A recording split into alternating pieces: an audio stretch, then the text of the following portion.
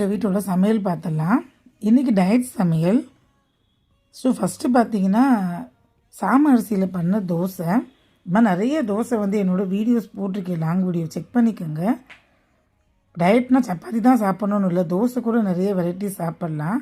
அதுக்கு சைடிஷ் வந்து கொத்தமல்லி சட்னி, அப்புறம் இது மேக்ரோனி பாஸ்தா சொல்லுவாங்க இல்லையா, அது நிறைய பேருக்கு இது வந்து டயட் ஃபுட்டுங்கிறதே தெரியாது. ஆக்சுவலி இது வந்து நல்லா பிராண்டடாக நீங்கள் வாங்கிட்டீங்கன்னா ரவான்னு அதை இன்க்ரீடியண்ட்டில் போட்டுருக்கோம், அந்த மாதிரி பார்த்து வாங்கிட்டிங்கன்னா ரொம்பவே டயட்டுக்கு வந்து யூஸ் ஆகுது. இந்த மாதிரி பாஸ்தா வச்சு ஒரு 5-6 டிஷ் வந்து நான் வீடியோ போட்டிருக்கேன், செக் பண்ணிக்கோங்க.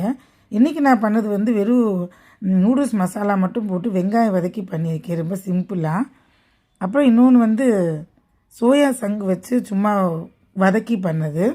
அப்புறம் ஒரு கப்பில் கர்ட் ரைஸ், தொட்டுக்கு ஊறுகாய், அப்புறம் எப்பயும் போல் நிறைய மோர் தான் இன்றைக்கி என் வீட்டோட டயட் ஃபுட்டு. தேங்க்ஸ் ஃபார் வாட்சிங்.